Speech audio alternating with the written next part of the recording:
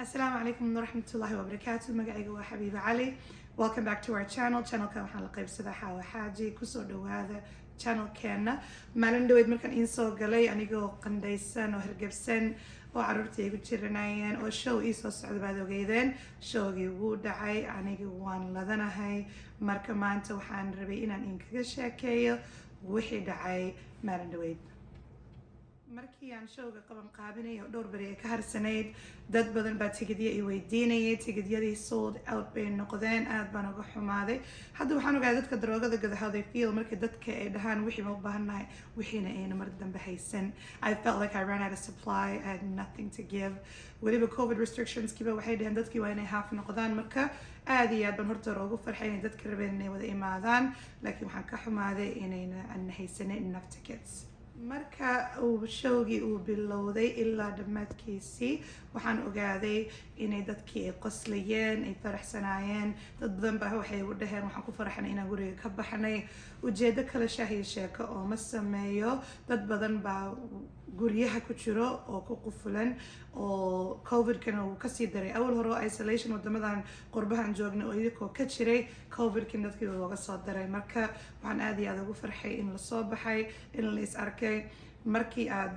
showga dhigayso dadka kaasoo horjeedaanna ilka unbaad arkayda ama dadka way qoslayaan marka aad iyo aad baan u farxay runtii haddii aan xabiibo aan ahay wax walba qosol baan ku dhammaystaa maadaama adduunkan uu iska dhib badan yahay haddaad hooyo tahay daalka iyo hawsha ay fara badan tahay marka waxaan jeclaa mar walba inaan dhinaca positiveka ama dhinaca qosolka aan ka fiiriyo marka showga wuxuu badnaa waxa loo yidhaahdo comedy ama madadaalin iyo laakiin waxyaalo seriousna way jiraan waxyaalaha seriouska waxaa ka mid ahaa waxyaalo oo dadka mental health issueska ama wixii saameyn karo bini-aadanka inaan ka hadalno aad iyo aad hadda ooma galayo because showga waa waxaan rajeynaa magaalo kasta inaan geeyo magaalooyinka oo soomaalida ay ku badan yihiin Columbus, Minnesota dad badan baa waxay ku dhaheen magaalooyinkeena imo soomaali badan baa joogto marka aad iyo aad baan u rajeynaya in magaalooyinkaas aan tago markii aad hooyo tahay oo carruur aad leedahay anigii maalindhaweed iin sheegay in carruurta dhan wada jiranaayeen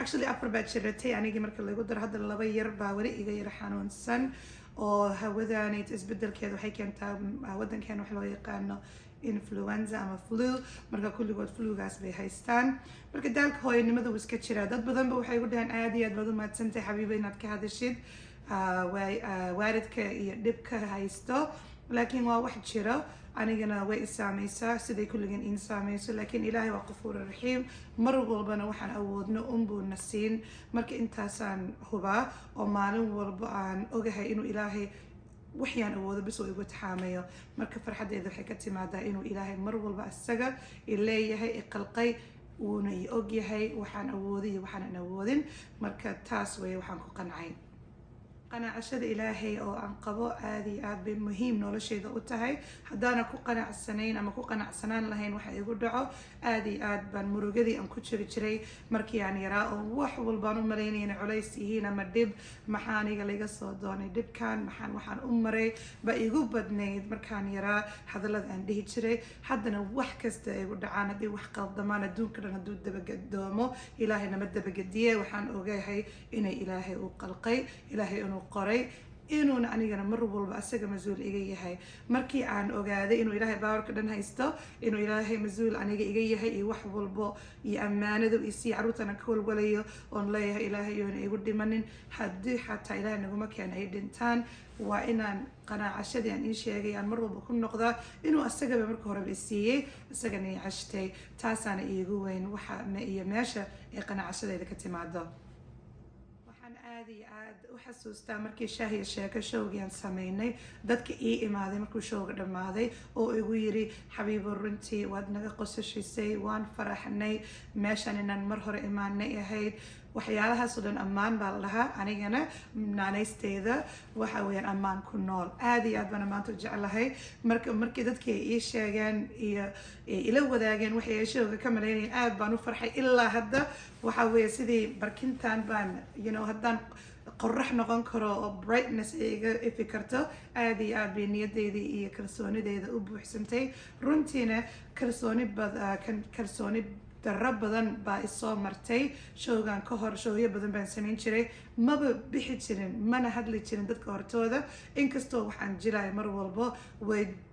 Aniga waxaa maalintaas igala duwaneyd showyaasha kale inaan aniga noqday qofki isku hadla, qofki dadka u sheega aniga xabiibaa la dhahaa, soo dhawaada showgan anaa iskale. waa wax igu cusub, waana wax aad iyo aad aan ugu farxay inaan gaaray. waxaana ku gaaray ada iyo ilaahay iyo kalsooni buuxdo inaan muujiyo. waxaasoo dhanna ilaahay baan mar walbaba aan ugu mahadinayaa. waxaan kala xasuustaa markii sheekadan joognay, gabdho yar baa ay hor fadhiyeen, miis dhan bay wada fadhiyeen, ugu badnaan 15 jir baa ugu weynaa. marka way soo wada fiirinayeen. markaasa waxaan soo xasuustay anigii markaan 15 sano jiray, wax aniga qof aniga ii eg ama artista ama wax curiyo oo da'daas aniga hadda joogay oo ila talin kara ma xasuusan. marka waxaan idhi chance baad xabiib haysataa, gabdhahan yar la hadal. marka intaan fiiriya waxaan idhi gabdho aad iyo aad ba waxaan ii sheegayaa inaan cabsanayo inaan maanta meeshaan taaganahay, inaan ii sahlanayn inaan dadkan oo dhan u yeero, inaan waxaan oo dhan qaban qaabiyo. wax fudud ma aha, laakiin fursadda ilaahay baa isiiye 1, tacliinta ilaahay baa isiiye 2, 3na waxaan aad iyo aad u aaminsanahay aniga haddaan sameeyey gabdho idinkina waad samayn kartaan. marka waxay muhiim arrintaas aniga iigu ahayd. markaan yaraa waan raadin jiray qof aniga ii eg, qof gabar Soomaaliyada, qof muslimada, qof quote unquote asturan, meaning like ayagoon isqaawanaynin, oo because dad badan oo qaawan oo role models way jiraan haddaan madow nahay, haddii aan nahay gabdho, because music industry-ga, film industry-ga, filmaanta gabdho badan baad arkaysaa. laakiin waxaan waayay markaan yaraa qof islaamnimadeeda haysato, dhaqankeeda jecel, luuqadeeda taqaano, soomaalinimada ku faanto. anigii waxaan waayay. waa wax aniga muhiim ii ahaa inaan helo qof aniga ii eg. marka gabdhihii yaraa waxaan ku yidhi you guys can do it, aniga haddaan sameeyey idinkana waad samayn kartaan. marka aad iyo aad bay u dhoola cadeeyeen, waan u jeeday. mar walbaba oo ayakan fiirinaya, dadkii kale oo meesha buuxiya aad uma fiirinaynin. oo runtii waa cabsi in dad badan laga hor hadlo. dadka waxay moodayaan dadka ku hor hadla inaan cabsoonayn. waan cabsoonaa, waan baqnaa, waan xishoonaa, laakiin waxaa nagu qasbayo informationka in la gudbiyo waa muhiim. marka aniga aad iyo aad baan sheeko oga helay magaalada Ottawa. waan u duceynaya dadka jooga oo i soo taageero oo ii yimid. waxaana kaloo ku faraxsanahay dadka feedback-na siiyey oo nagu yiri arrintan saan bay ahayd, waxaan baan jeclayn. feedback waa muhiim. hadduu dadka feedback u siinin, sida hadda commentska markaad YouTube videoska aan aqriyo, aad iyo aad baan u farxaa. dad aad u wanaagsan baa taageerayaashayda kamida oo wada tihiin. marka in badan baan salaamayaa. magacayga waa xabiiba cali. insha allah barnaamijyada waan soo badin. haddana waxaan rabaa inaan bilaabo dadka artistka oon la kulmo. badanka wallahi ingiriis bay ku hadlayaan, laakiin waxaan rajaynayaa YouTube-ka markuu ii kala kaco inaan playlist oo Soomaali haysto iyo playlist oo ingiriisa, maadaama labada luuqadoodba aniga muhiim ay leeyihiin inaan wax ku soo gudbiyo. waan salaamayaa in badan baan salaamayaa.